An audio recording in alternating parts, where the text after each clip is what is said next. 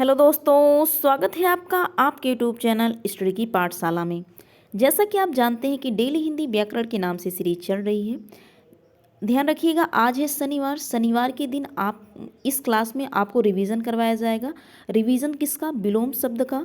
विलोम शब्द हो गया वर्तनी शुद्ध अनेक शब्दों के एक शब्द, तद्भव तत्सम विशेष एवं विशेषण और प्रायवाची शब्द का रिवीजन कराया जाएगा, जितना आपने मंडे टू थर्सडे पढ़ा है। तो मंडे टू थर्सडे जितना आपने पढ़ा है उसका रिवीजन कराया जाएगा। आइए आज की क्लास स्टार्ट करें। अगर आप इस चैनल पर नए हैं तो चैनल को सब्सक्राइब कर लीजिए, बेल आइकन को प्रेस कर लीजिए, जिससे आपको अगली वीडियो का नोटिफिकेशन मिल सके। तो सबसे पहले किसका रिवीजन? विलोम शब्द का रिवीजन। ध्यान रखिएगा, विलोम शब्द का रिवीजन। विलोम तो सबसे पहले शब्द है, उसके बाद उसका विलोम है। ध्यान रखिएगा, पहले शब्द उसके बाद उसका विलोम। तो पहले शब्द है उसके बाद उसका विलोम है। तो स्टार्ट करें। सबसे पहला शब्द क्या है? नास्तिक। नास्तिक का विलोम क्या है? आस्तिक है। नास्तिक जो भगवान पर विश्वास नहीं करता वही क्या है? नास्तिक है। और जो ईश्वर अर्थात भगवान पर विश्वास करता है वही आस्तिक है। तो नास्तिक का विलोम आस्तिक। नौकर का विलोम क्या है? मालिक है। नौकर का विलोम मालिक है। निर्भीक का विलोम डरपोक। निषिद्ध का विलोम विहित। निरक्षर का विलोम साक्षर। साक्षर कौन है? जो पढ़ा लिखा है।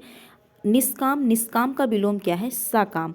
तो नास्तिक का विलोम आस्तिक हो गया। नौकर का विलोम मालिक। निर्भीक का विलोम डरपोक। निषिद्ध का विलोम विहित है। निरक्षर का विलोम साक्षर। निष्काम का विलोम क्या है? सकाम है। आगे बढ़ें। और निर्बल का विलोम क्या है? सबल। निर्बल का विलोम क्या है? सबल है। निर्बल का तात्पर्य क्या होता है? निर्बल। निर्बल का मतलब बिना बल की। निर्बल का मतलब क्या है? बिना बल के, अर्थात जिसके पास बल नहीं है वही निर्बल है। और निर्बल का विलोम क्या होता है? सबल होता है। स मतलब साथ, बल मतलब बल के साथ हो, वही क्या है? सबल है। तो निर्बल का विलोम क्या है? सबल है। निष्पाप का विलोम पाप। न्यूनतम का विलोम अधिकतम है। न्यून का विलोम अधिक। निंदा का विलोम स्तुति अथवा प्रशंसा। आप जानते हैं कि स्तुति जो है, स्तुति शब्द कैसा है? तो यह तत्सम शब्द है। ध्यान रखिएगा, यह तत्सम शब्द है। क्या? स्तुति। स्तुति शब्द किसका प्रायवाची है? तो प्रशंसा का प्रायवाची क्या होता है? स्तुति होता है। ध्यान रखिएगा, प्रशंसा का प्रायवाची स्तुति होता है। और यह किसका विलोम है? तो निंदा का विलोम क्या है? स्तुति है। और स्तुति कैसा शब्द है? तो तत्सम शब्द है। ध्यान रखिएगा। नैसर्गिक का विलोम क्या होता है? कृत्रिम। अब नैसर्गिक का तात्पर्य आप क्या जानते हैं? इसका प्रायवाची क्या जानते हैं? वास्तविक जानते हैं और प्राकृतिक। ध्यान रखिएगा, जो प्राकृतिक होता है वही क्या है? नैसर्गिक है। जो प्राकृतिक होता है वही क्या है? नैसर्गिक है। ध्यान रखिएगा, प्राकृतिक किसका विलोम है? तो नैसर्गिक का विलोम है अथवा वास्तविक। ध्यान रखिएगा, वास्तविक शब्द भी किसका, वास्तविक और प्राकृतिक शब्द किसका प्रायवाची है? तो नैसर्गिक का प्रायवाची है। और जबकि इसका विलोम क्या है? कृत्रिम इसका विलोम होता है। ध्यान रखिएगा, आपने यहाँ रिवीजन क्या किया? नैसर्गिक का प्रायवाची आपने रिवीजन किया। प्राकृतिक और वास्तविक ये सब क्या है? किसके प्रायवाची हैं? तो नैसर्गिक के प्रायवाची हैं। नीति का विलोम क्या है? अनीति है। नीति का विलोम क्या है? अनीति है। निर्बल का विलोम सबल। निष्पाप का विलोम पाप। न्यूनतम का अधिकतम। न्यून का अधिक। निंदा का स्तुति और प्रशंसा। नैसर्गिक का कृत्रिम। नीति का अनीति। नश्वर का विलोम क्या है? अनश्वर। नश्वर आप जानते हैं नाश होने वाला, वही क्या है? नश्वर अर्थात नष्ट होने वाला नश्वर। अनश्वर जो नष्ट न हो। आ मतलब नहीं, नश्वर मतलब नष्ट होने वाला, तो मतलब जो नष्ट न हो वही क्या है? अनश्वर है। तो नश्वर का विलोम क्या होता है? अनश्वर भी होता है और क्या होता है? शाश्वत होता है। सदा रहने वाला क्या कहलाता है? शाश्वत कहलाता है। ध्यान रखिएगा, नश्वर का विलोम शाश्वत भी होता है और अनश्वर भी होता है। दोनों शब्द ध्यान रखिएगा। नश्वर जो नष्ट होने वाला हो वही नश्वर है। इसका विलोम शाश्वत भी होता है और अनश्वर भी होता है। तो शाश्वत क्या है? जो सदा रहने वाला होता है वही क्या है? शाश्वत है। परोक्ष का विलोम क्या है? अपरोक्ष अथवा प्रत्यक्ष। प्रत्यक्ष रूप से डायरेक्ट आप जिसे कहते हैं वही डायरेक्ट अर्थात प्रत्यक्ष। तो परोक्ष शब्द का जो विलोम होता है अपरोक्ष होता है, प्रत्यक्ष होता है। परकी का विलोम क्या है? स्वकी है। परकी का विलोम क्या है? स्वकी है। पराधीन का विलोम क्या है? स्वाधीन है। पराधीन का विलोम क्या होता है? स्वाधीन होता है। पराधीन का विलोम क्या है? स्वाधीन है। पाठक का विलोम क्या होता है? श्रोता। श्रोता आप जानते हैं सुनने वाला श्रोता होता है। और वक्ता कहने वाला क्या होता है? वक्ता अर्थात पाठक होता है। प्रदान का विलोम क्या है? आदान है। और प्रकाश का विलोम क्या है? अंधकार है। तो नस्वर का विलोम अनस्वर, परोक्ष का विलोम अपरोक्ष अथवा प्रत्यक्ष, परकी का विलोम सबकी। परकी का तात्पर्य क्या है? जिसका संबंध दूसरे से हो। ध्यान रखिएगा, जिसका संबंध किससे हो? दूसरों से हो, अर्थात दूसरे से हो, वही क्या है? वही क्या है? परकी है। ध्यान रखिएगा। और जिसका संबंध अपने से हो, इसका संबंध अपने से हो, वही क्या कहलाता है? सबकी कहलाता है। ध्यान रखिएगा, परकी का तात्पर्य क्या होता है? जिसका संबंध दूसरे से हो वही परकी है, और सबकी क्या है? जिसका संबंध अपने से हो वही क्या है? सबकी है। पराधीन का विलोम क्या है? स्वाधीन। स्वाधीन का तात्पर्य क्या है? स्वतंत्र। स्वाधीन का तात्पर्य क्या है? स्वतंत्र होता है। पाठक का विलोम श्रोता है। प्रदान का विलोम आदान है। और प्रकाश का विलोम क्या होता है? अंधकार होता है प्रकाश का विलोम। नेक्स्ट टॉपिक की बात करें। नेक्स्ट टॉपिक क्या है? वर्तनी शुद्ध। वर्तनी शुद्ध में सबसे पहले आपको ध्यान क्या रखना है? पहले आपके साथ अशुद्ध शब्द, उसके बाद शुद्ध शब्द। और वर्तनी शुद्ध में पहले अशुद्ध शब्द, उसके बाद क्या है? शुद्ध शब्द है। ध्यान रखिएगा। सबसे पहले बात करें अशुद्ध शब्द की, तो अशुद्ध शब्द में सबसे पहले क्या है? गणित। गणित शब्द क्या है? अशुद्ध है, जबकि शुद्ध शब्द क्या होता है? गणित, जिसे आप जीवन में आप गणित पढ़ते हैं, मैथ्स पढ़ते हैं, वही मैथ अर्थात गणित शब्द क्या है? शुद्ध है। अर्थात यह वर्तनी की दृष्टि से शुद्ध शब्द आप जीवन में प्रयोग करते हैं। तो गणित शब्द कैसा है? शुद्ध शब्द है। अब बात करें गृहस्थ। गृहस्थ शब्द क्या है? शुद्ध है। गृहस्थी शब्द आप जानते हैं शुद्ध है। तो गृहस्थी ना होकर ध्यान रखिएगा, गृहस्थी कोई शब्द नहीं होता, गृहस्थी होता है। तो गृहस्थ से ही बना है गृहस्थी। तो गृहस्थी शब्द ध्यान रखिएगा, गृहस्थी शब्द क्या है? शुद्ध है। और गृहस्थ शब्द भी क्या है? शुद्ध है।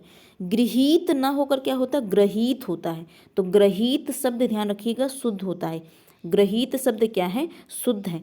चरमोत्कर्ष ध्यान रखिएगा, इसमें जो र पूरा र का प्रयोग किया गया है वही चरमोत्कर्ष क्या है? शुद्ध है। जिसमें आधा र का अर्थात उड़ंतु र का प्रयोग किया गया है वही चरमोत्कर्ष क्या है? गलत है। ध्यान रखिएगा, चरमोत्कर्ष में आपको यहाँ चा के बाद पूरा रा प्रयोग करना है। चरमोत्कर्ष में आपको चा के बाद पूरा रा प्रयोग करना है, वही चरमोत्कर्ष क्या है? सही है। जमाता, जमाता न होकर क्या होता है? जामाता। जमाता आप जानते हैं दामाद को कहा जाता है। तो जामाता शब्द क्या है? यही शब्द ध्यान रखिएगा, जामाता शब्द तत्सम है। तो अर्थात जामाता क्या है? तत्सम शब्द है, और यही शब्द क्या होता है? शुद्ध होता है। बात करें चार दीवारी। चार दीवारी ना होकर क्या होता है? चार दीवारी। ध्यान रखिएगा, चार दीवारी, तो चार के बीच में क्या है? चा के बाद हा है, तो चार दीवारी होता है। ध्यान रखिएगा, चार दीवारी कोई शब्द नहीं, उसको आप जो चार दीवारी कहते हैं बोलने में आप चार दीवारी कह देते हैं, लेकिन वो जो वर्तनी की दृष्टि से क्या होता है? शुद्ध चार दीवारी। तो ध्यान रखिएगा, चार दीवारी क्या है? शुद्ध शब्द है। एक बार अगेन रिपीट किया जाए, सिर्फ शुद्ध शब्द। तो गणित शब्द शुद्ध है, गृहस्थ शब्द शुद्ध है, गृहस्थी शुद्ध है, और ग्रहीत शब्द क्या है? शुद्ध है। चरमोत्कर्ष ध्यान रखिएगा, चा के बाद क्या है? रा है, अर्थात पूरा रा प्रयोग करते हैं चरमोत्कर्ष में। जा माता शब्द होता है, जमाता नहीं होता। ध्यान रखिएगा, जा माता होता है। तो जमाता शब्द शुद्ध है, और यही क्या है? तत्सम शब्द है, जिसका तात्पर्य क्या होता है? दामाद होता है।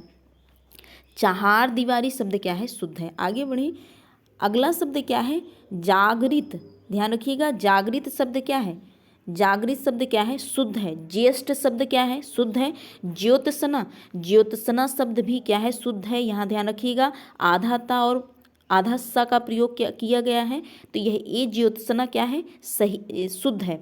और इसका तात्पर्य क्या होता है? चांदनी होता है। ध्यान रखिएगा, किसका पर्यायवाची है?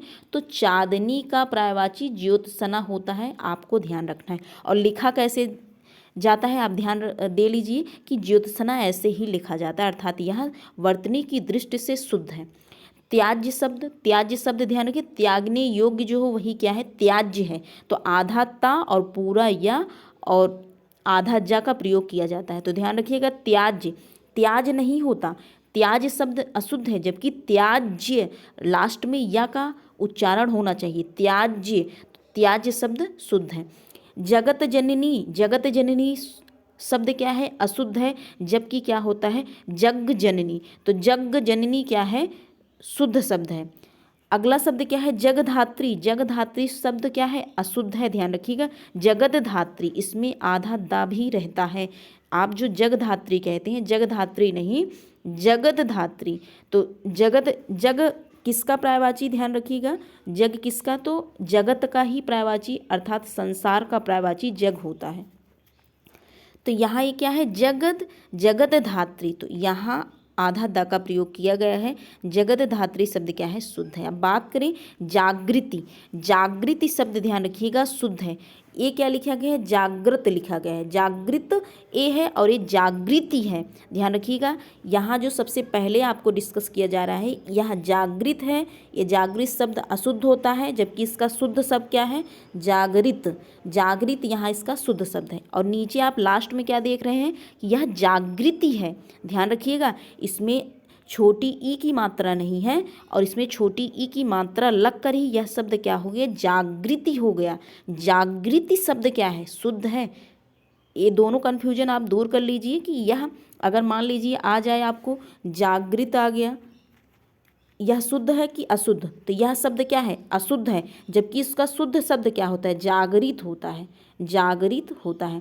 लेकिन अगर इसी में, इसी जागृत में अगर छोटी ई की मात्रा लगा दिया जाए तब यह शब्द क्या हो जाएगा, शुद्ध शब्द हो जाएगा। तो जागृति, जागृति शब्द क्या है, शुद्ध है। तो ध्यान रखिएगा, आप इस कन्फ्यूजन को दूर कर लीजिए कि यहीं इसी क्लास में इस कन्फ्यूजन जागृत और जागृति दोनों शब्द ध्यान रखिएगा। जागृति शब्द शुद्ध है और जागृति शब्द क्या है, शुद्ध है।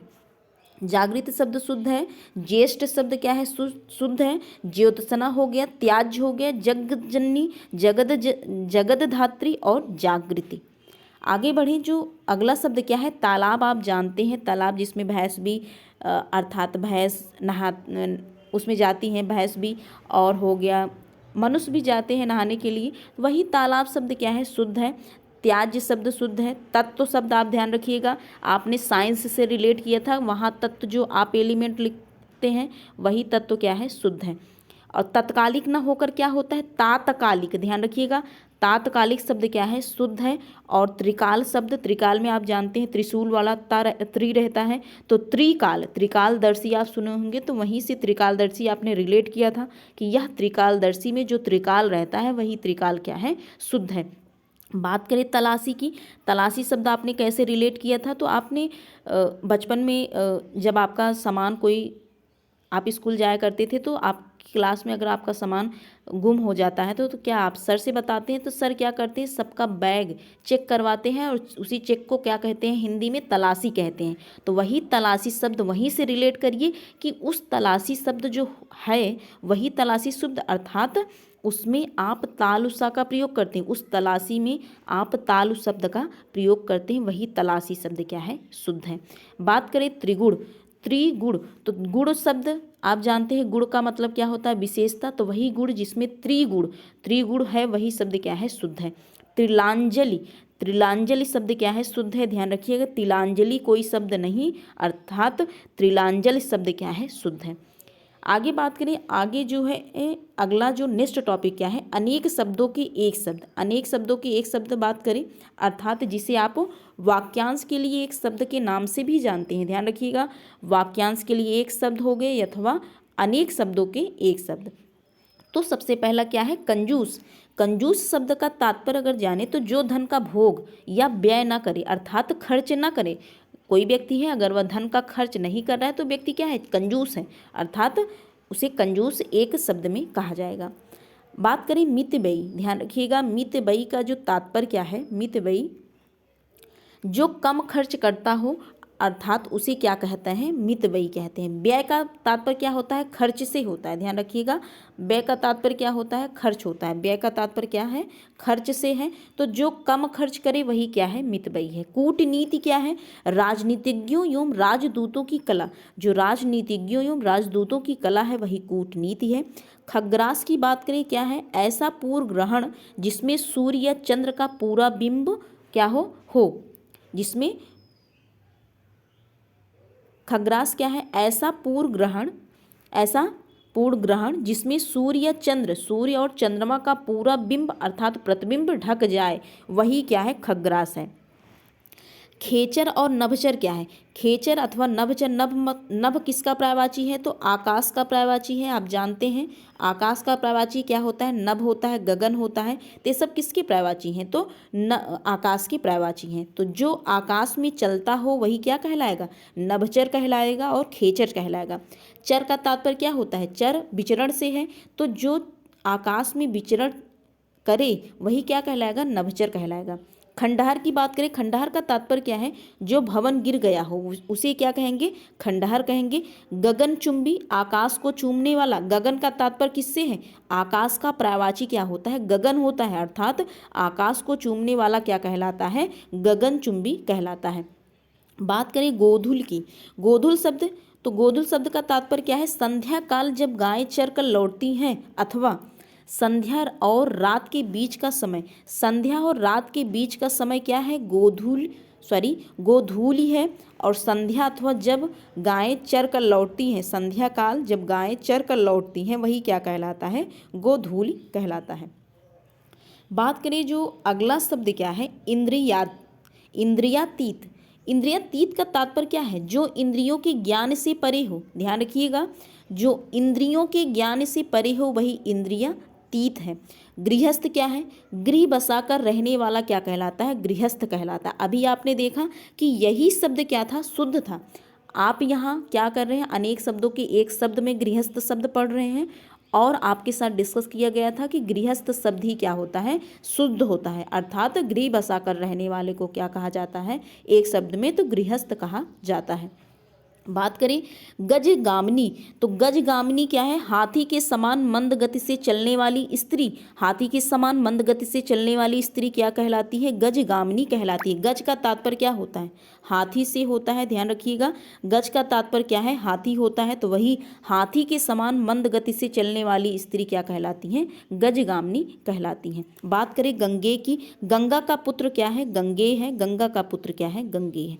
ग्रामीण की बात करें, ग्राम में रहने वाला अथवा ग्राम से संबंध रखने वाला व्यक्ति क्या कहलाता है? ग्रामीण कहलाता है। गीत काव्य क्या है? गीत काव्य, ध्यान रखिएगा, वह काव्य ग्रंथ जिसमें गाने योग्य गीत हो। जिसमें गाने योग्य गीत हो वही क्या कहलाएगा? गीत काव्य कहलाएगा। गीत रूपक की बात करें, वह रूपक जिसमें गद्य कम हो और पद्य अधिक हो। जिसमें गद्य कम हो और पद्य अधिक हो वही गीत रूपक कहलाता है। गीत काव्य आपने क्या जाना? वह काव्य ग्रंथ जिसमें गाने योग्य गीत हो वही गीत काव्य कहलाएगा। गीत रूपक क्या है? वह रूपक जिसमें गद्य कम हो और पद्य ज़्यादा हो, अर्थात दोहा अधिक हो, तो वही पद्य अधिक हो वही गीत रूपक कहलाएगा। निष्ठ शब्द की बात करें, जो निष्ठ शब्द क्या है? गलितांग। इसका तात्पर्य क्या है? जिसकी अंग अथवा प्रत्यंग गल गए हों वही क्या कहलाता है? गलितांग कहलाता है। जिसकी अंग प्रत्यंग गल गए हों वही क्या कहलाता है? गलितांग कहलाता है। गुरुमुखी क्या है? पंजाबी भाषा की लिपि क्या कहलाती है? गुरुमुखी कहलाती है। गे क्या है? जो गाने योग्य हो वही गे है। गुरुघ्न क्या है? गुरु की हत्या करने वाला मनुष्य। गुरु की हत्या करने वाला मनुष्य क्या कहलाता है? गुरुघ्न कहलाता है। गुरुडम क्या है? स्वयं गुरु बनकर दूसरों से अपनी पूजा कराना। स्वयं गुरु बनकर दूसरों से अपनी पूजा कराना क्या कहलाता है? गुरुडम कहलाता है। गोचर क्या है? जिसका ज्ञान इंद्रियों द्वारा हो सके। जिसका ज्ञान इंद्रियों द्वारा हो सके वही क्या है? गोचर है। और अगोचर क्या है? अगोचर अथवा आतिंद्रिय, ध्यान रखिएगा, आतिंद्रिय आप शब्द ध्यान रखिएगा। अगोचर अथवा आतिंद्रिय, इसका तात्पर्य क्या होता है? जो इंद्रियों द्वारा न जाना सके। जो इंद्रियों द्वारा न जाना जा सके वही क्या है? अतीन्द्रिय है। गोचर शब्द का तात्पर्य आपने गोचर शब्द का तात्पर्य आपने क्या जाना? जिसका ज्ञान इंद्रियों द्वारा हो सके। और ये शब्द क्या लिखा गया है? अगोचर। आ का मतलब क्या होता है? नहीं से होता है। आ का मतलब क्या होता है? नहीं होता है। और गोचर का मतलब होता है जिसका ज्ञान इंद्रियों द्वारा हो सके, अर्थात जिसका ज्ञान इंद्रियों द्वारा ना हो सके वही क्या कहलाता है? अगोचर कहलाता है अथवा अतीन्द्रिय कहलाता है। नेक्स्ट शब्द क्या है? घनश्याम। बादल के समान श्याम। बादल के समान श्याम क्या कहलाता है? घनश्याम कहलाता है। घसियारा क्या है? घास खोदकर जीवन निर्वाह करने वाला। घास खोदकर जीवन निर्वाह करने वाला क्या कहलाता है? घसियारा कहलाता है। नेक्स्ट टॉपिक की बात करें, नेक्स्ट टॉपिक क्या है? तद्भव एवं तत्सम शब्द। नेक्स्ट टॉपिक क्या है? तद्भव एवं तत्सम शब्द। ध्यान रखिएगा, पहले क्या है, तद्भव है अर्थात हिंदी रूप, और उसके बाद क्या है, तत्सम है। पहले तद्भव उसके बाद तत्सम, ध्यान रखिएगा। तत्सम शब्द क्या होता है, संस्कृत रूप होता है, और तद्भव क्या होता है, हिंदी रूप होता है। सबसे पहले क्या है, केला। केला आप तो खाते ही हैं, फल में आप हेल्थ के लिए क्या करते हैं, केला खाते हैं, तो केला शब्द क्या है, तद्भव है, जबकि इसका तत्सम रूप क्या होता है, कदली होता है। ध्यान रखिएगा, जब भी आप केला खाएं स्वस्थ होने के अर्थात स्वास्थ्य के लिए, तो केला शब्द कैसा है, तो तद्भव है, और उसका जो तत्सम क्या होता है, कदली होता है। आपने रिलेट किया केला शब्द। अगला शब्द क्या है, किवाड़। किवाड़ आप जानते हैं, किवाड़ दरवाज़ा जिसे कहते हैं, वही किवाड़ अर्थात दरवाज़ा। किवाड़ भी उसे बोला जाता है, दरवाजे को किवाड़ भी बोला जाता है। तो किवाड़ शब्द कैसा है, तद्भव है, जबकि इसका तत्सम क्या होता है, कपाट होता है। तो ध्यान रखिएगा, कपाट शब्द क्या है, कपाट शब्द का तात्पर्य दरवाज़ा होता है, और किवाड़ शब्द, किवाड़ जैसे गांव में भी कभी कभी जो दादा परदादा किवाड़ ही बोलते हैं, तो किवाड़ शब्द कैसा है, ध्यान रखिएगा, किवाड़ शब्द तद्भव है, जबकि इसका तत्सम क्या होता है, कपाट अर्थात दरवाज़ा। बात करें अगले शब्द की, तो कर्तव्य शब्द। कर्तव्य शब्द ध्यान रखिएगा, जिसमें कर्तव्य आप, अब आपको अगर आपने क्लास लिया होगा रेगुलर वे में, तो आपको याद होगा कि यह शब्द कैसे आपको रिलेट करवाया गया था, क्योंकि हमने रिलेट करवाया, मुझे तो याद है कि मैंने कैसे रिलेट करवाया था। आप अगर क्लास लिए हैं तो आपको भी याद होगा कि आपको रिलेट कैसे करवाया गया। तो आपको इसको रिलेट मौलिक कर्तव्य से रिलेट करवाया गया, क्योंकि मौलिक कर्तव्य जो हैं, वही कर्तव्य जो मौलिक कर्तव्य में कर्तव्य है, वही कर्तव्य क्या है, तत्सम है, अर्थात वो क्या है, संस्कृत रूप है। मौलिक कर्तव्य में जो कर्तव्य यूज किया गया है, और जबकि इसका तद्भव रूप क्या होता है, कर्तव्य होता है। बात करें अगला शब्द क्या है, कर्म। कर्म शब्द ध्यान रखिएगा, इसका शब्द क्या होता है, कर्म। आप कर्म शब्द ज़्यादा यूज करते हैं, अर्थात संस्कृत रूप यूज किया जाता है, वही अर्थात प्रयोग करते हैं, तो वही कर्म शब्द क्या है, तत्सम है, और जबकि इसका तद्भव क्या होता है, कर्म होता है। बात करें कपूत अथवा कुपूत। कुपूत अथवा कपूत शब्द कैसा है, ध्यान रखिएगा, तद्भव है, जबकि कुपुत्र, कुपुत्र आप जानते हैं कुपुत्र है, तो कुपुत्र कैसा है, तो अर्थात यह तत्सम रूप है, जबकि कपूत और कुपूत क्या है, तद्भव रूप है। बात करें अगले शब्द की, तो अगला शब्द क्या है, कपूर। कपूर शब्द का जो तत्सम रूप होता है, कर्पूर। ध्यान रखिएगा, यह शब्द बहुत बार एग्जाम में पूछा गया है, तो आप यहाँ इसको ध्यान रखिएगा कि कपूर शब्द कैसा है, तो तद्भव है, जबकि कर्पूर अर्थात आधा र रहता है, तो ये शब्द क्या है, कर्पूर शब्द कैसा है, तत्सम रूप है। कछुआ शब्द आप जानते हैं, कछुआ शब्द का तत्सम रूप क्या होता है, कच्छप होता है। कछुआ शब्द का तत्सम रूप कच्छप होता है। कबूतर शब्द का जो तत्सम रूप क्या होता है, कपोत होता है। कबूतर शब्द का जो तत्सम रूप क्या होता है, कपोत होता है। यहाँ आप एक बार रिवीजन कर लीजिए, किसका, कबूतर शब्द का जो पर्यायवाची था आपके साथ डिस्कस किया गया है। तो कबूतर शब्द का जो पर्यायवाची क्या होता है, हारिल होता है,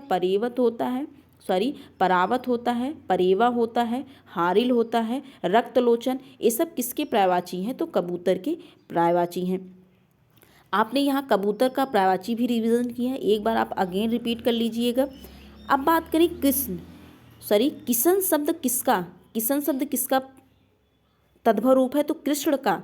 कृष्ण शब्द कैसा है, तत्सम है, और किशन क्या है, तद्भव है। आप कभी कभी कृष्ण भगवान को आप किशन भी कह के संबोधित करते हैं, तो वही किशन शब्द क्या है, तत्सम रूप है। ध्यान रखिएगा, दोनों किशन और किसान दोनों शब्द एक जैसे लगते हैं, सिर्फ आ की मात्रा का फर्क है, मात्रा का इसमें फ़र्क है, तो ध्यान रखिएगा, जल्दबाजी में कभी गलत मत करिएगा क्वेश्चन। तो किशन शब्द ध्यान रखिएगा क्या है, तद्भव है, जब और किसान शब्द भी क्या है, तद्भव है। और किशन का तत्सम रूप क्या है, कृष्ण है, और किसान का तत्सम रूप कृषक होता है। बात करें अगले शब्द की, तो अगला शब्द क्या है, कारज।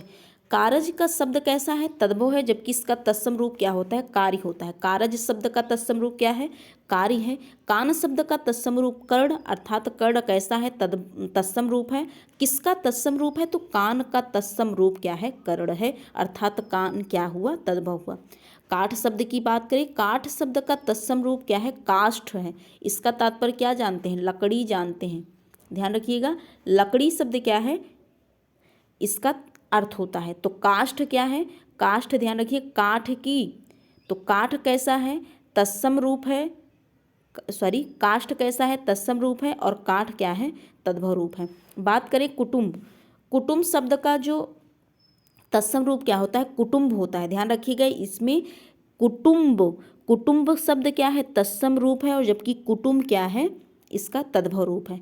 कोयल शब्द आप जानते हैं, तो कोयल शब्द का जो तत्सम रूप क्या होता है? कोकिल होता है। कुम्हार का तत्सम रूप क्या होता है? कुंभकार होता है। कुम्हार का जो तत्सम रूप क्या होता है? कुंभकार होता है। कुआं का तत्सम रूप कूप होता है। कुआं का तत्सम रूप क्या होता है? कूप होता है। क्रोधित शब्द ध्यान रखिएगा, क्रोधित शब्द का जो तत्सम रूप क्या होता है? क्रुद्ध होता है। क्रुद्ध कैसे लिखा गया है? ध्यान रखिएगा, क्रुद्ध आपको ऐसा लिखा मिलेगा, तो ये क्या है? क्रुद्ध लिखा गया है। तो ध्यान रखिएगा क्रुद्ध शब्द, जो क्रुद्ध शब्द है, क्रुद्ध शब्द कैसा है? तत्सम रूप है, जबकि इसका तद्भव क्या होता है? क्रोधित होता है। किसका? क्रुद्ध का। तो क्रुद्ध शब्द कैसा है? तत्सम रूप है, इसका क्रोधित क्या है? तद्भव है। बात करें अगला शब्द जो है कहार। कहार ध्यान रखिएगा एक जाति होती है, तो कहार शब्द का तत्सम रूप क्या है? स्कंदभार। कपड़ा का तत्सम रूप करपट होता है। यहाँ एक बार अगेन रिपीट कर लीजिए, कपड़ा का पर्यायवाची, कपड़ा का पर्यायवाची आप हमारे साथ रिपीट करिए। कपड़ा का पर्यायवाची क्या होता है? वसन चीरपट अंबर, वसन चीरपट अंबर, लिबास दुकूल चैल करपट और परिधान हो गया। ये सब किसकी पर्यायवाची है? तो कपड़ा का पर्यायवाची। तो वसन चीरपट अंबर, दुकूल हो गया, लिबास हो गया, परिधान हो गया, चैल हो गया, ये सब किसके पर्यायवाची हैं? तो कपड़ा का पर्यायवाची है। आपने यहाँ कपड़ा का पर्यायवाची अगेन रिपीट कर लिया। बात करें केवट, केवट भी एक जाति है। आपने जाना कहार भी एक जाति है, केवट भी एक जाति है। तो ये सब क्या है? ये सब तद्भव रूप है, जबकि इसका तत्सम, केवट का तत्सम रूप क्या है? कैवर्त है और कहार का तत्सम रूप क्या है? स्कंदभार है। काना शब्द का तत्सम रूप काढ़ा है। कोठी शब्द का तत्सम रूप कोष्ठिका है। कोस शब्द का तत्सम रूप क्रोश है और कोढ़ी शब्द का तत्सम रूप कुष्ठी है और कौवा का तत्सम रूप क्या है? काक है। एक बार अगेन रिपीट किया जाए, कहार शब्द का तत्सम रूप स्कंदभार, कपड़ा का करपट हो गया, केवट का कैवर्त होता है तत्सम रूप, काना का काड़ा होता है तत्सम रूप, कोठी का कोष्ठिका होता है। अगर आपसे कोई पूछे तो कोठी कैसा शब्द है, तो आप बताएंगे तद्भव रूप है, अर्थात तद्भव है। कोस का तत्सम रूप क्रोश होता है, कोढ़ी का तत्सम रूप कुष्ठी होता है और कौवा का तत्सम रूप काक होता है।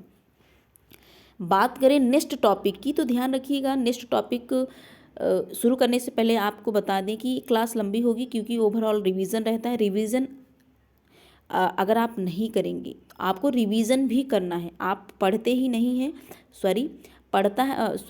पढ़ते ही नहीं रहना है, पढ़ने के साथ साथ आपको उसको रिवीजन भी करना है। आपको सिक्योर करना है कि आपने जो पढ़ा है आपको याद है, अर्थात दिमाग में है कि हट गया, अर्थात अचेतन मन में चला गया है कि चेतन मन में है।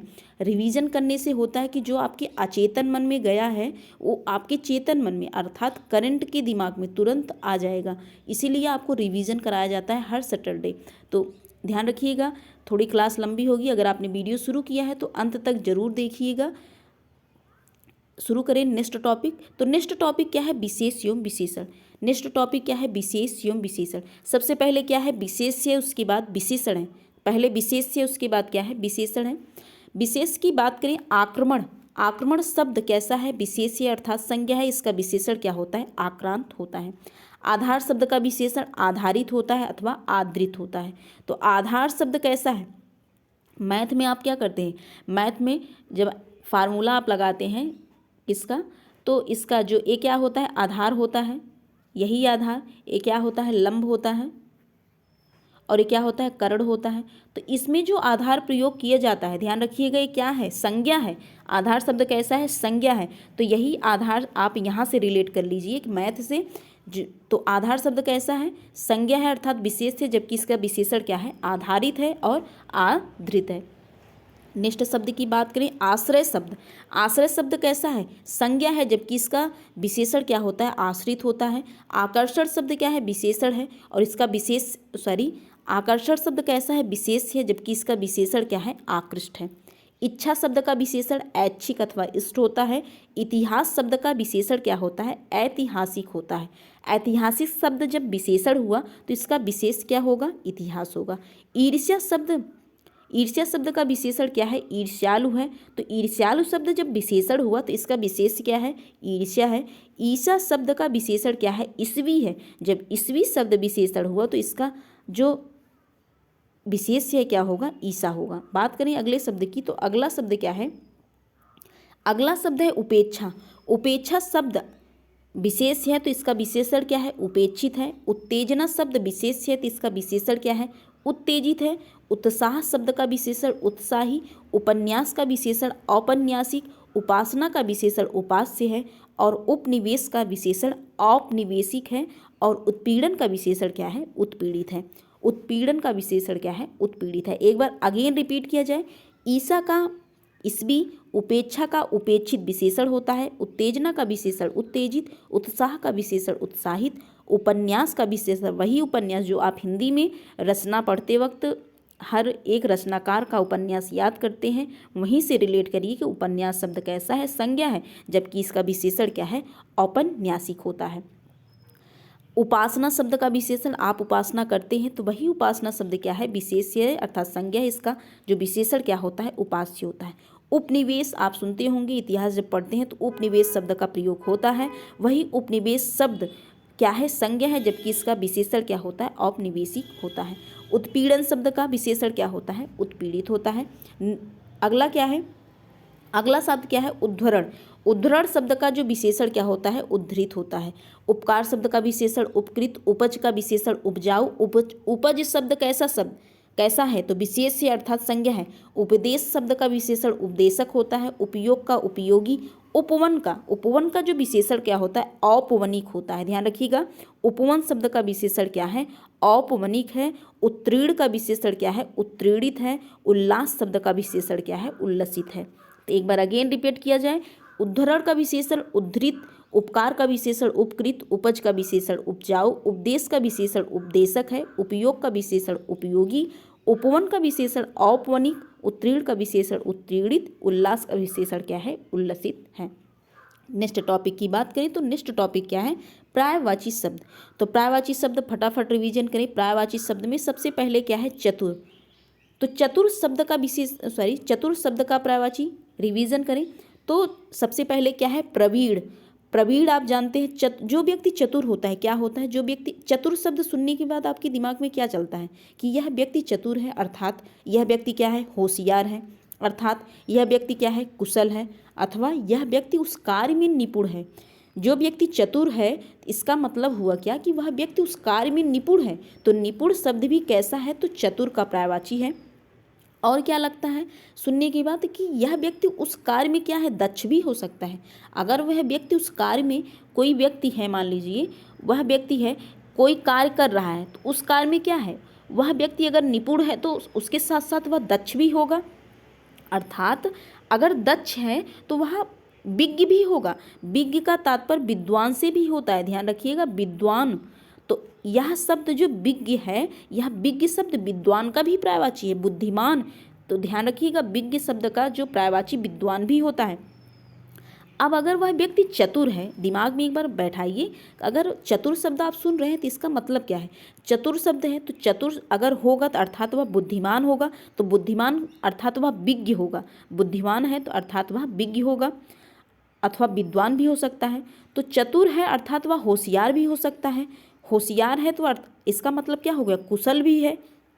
अगर वह कुशल है तो इसका मतलब क्या होगा? वह उस कार्य में क्या है? निपुण भी है। जो वह कार्य कर रहा है उसमें निपुण भी है। अगर निपुण भी है तो उस कार्य में क्या हो सकता है? दक्ष भी हो सकता है। आपने ये जो 5 दक्ष, निपुण, कुशल, विज्ञ, होशियार, ये सब रिलेट करके याद रखा। और 2 शब्द क्या बनते हैं? क्या बचते हैं? प्रवीण हो गया और पटु हो गया। तो प्रवीण और पटु किसका पर्यायवाची है? तो चतुर का है। दक्ष, निपुण, कुशल, विज्ञ, होशियार किसका पर्यायवाची है? तो चतुर का पर्यायवाची है। आगे बात करें, अगला जो शब्द क्या है? चांदनी। चांदनी शब्द, तो चांदनी शब्द का जो पर्यायवाची क्या होता है? ज्योत्सना। अभी आपने देखा वर्तनी शुद्ध में ज्योत्सना ऐसे लिखा गया था, तो यही ज्योत्सना शब्द क्या है? शुद्ध है। अब जब भी आप ज्योत्सना देखेंगे तो ध्यान रखिएगा ज्योत्सना शब्द वर्तनी की दृष्टि से ऐसे लिखा जाता है, शुद्ध है, और इसका तात्पर्य क्या होता है? चांदनी से होता है। कौमुदी, ज्योत्सना, चंद्रिका, चंद्रकला। चंद्रिका, चंद्रकला, चांदनी, चंद्रिका, चंद्रकला, चांदनी, चंद्रिका, चंद्रकला, कौमुदी और ज्योत्सना किसके पर्यायवाची हैं? तो चांदनी के पर्यायवाची हैं। बात करें चोर की, कल जब आपके साथ क्वेश्चन डिस्कस किया जा रहा था तो उसमें चोर का पर्यायवाची आया था, तो ध्यान रखिएगा चोर का पर्यायवाची उसमें ऑप्शन में खनक था, तो यही खनक शब्द क्या, खनक जो था वही क्या था, उसका पर्यायवाची था किसका? चोर का। तो एक बार रिवीजन करें, कुंभिल हो गया, रजनीचर हो गया, खनक हो गया, मोसक हो गया, दस्यु हो गया, तस्कर हो गया।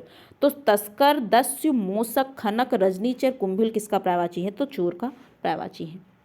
बात करें तो चोटी शब्द का, तो चोटी शब्द का जो पर्यायवाची क्या है? शीश है, शिखा है, शिखर है, शिरोबिंदु है, तुंग है, श्रृंग है, परकोटि है, सानु है। तो ये सब किसके पर्यायवाची हैं? तो चोटी के पर्यायवाची हैं। किसके पर्यायवाची हैं? तो ये सब किसके पर्यायवाची हैं? तो चोटी के पर्यायवाची हैं। ध्यान रखिएगा ये सब चोटी के पर्यायवाची हैं। बात करें चंदन का पर्यायवाची, किसका? चंदन का पर्यायवाची। चंदन के पर्यायवाची की बात करें तो चंदन का जो पर्यायवाची क्या है? मलय है, मलयज है, मंगल्य है, दिव्यगंध, हरिगंध, गंधराज, गंधसार, दारुसार।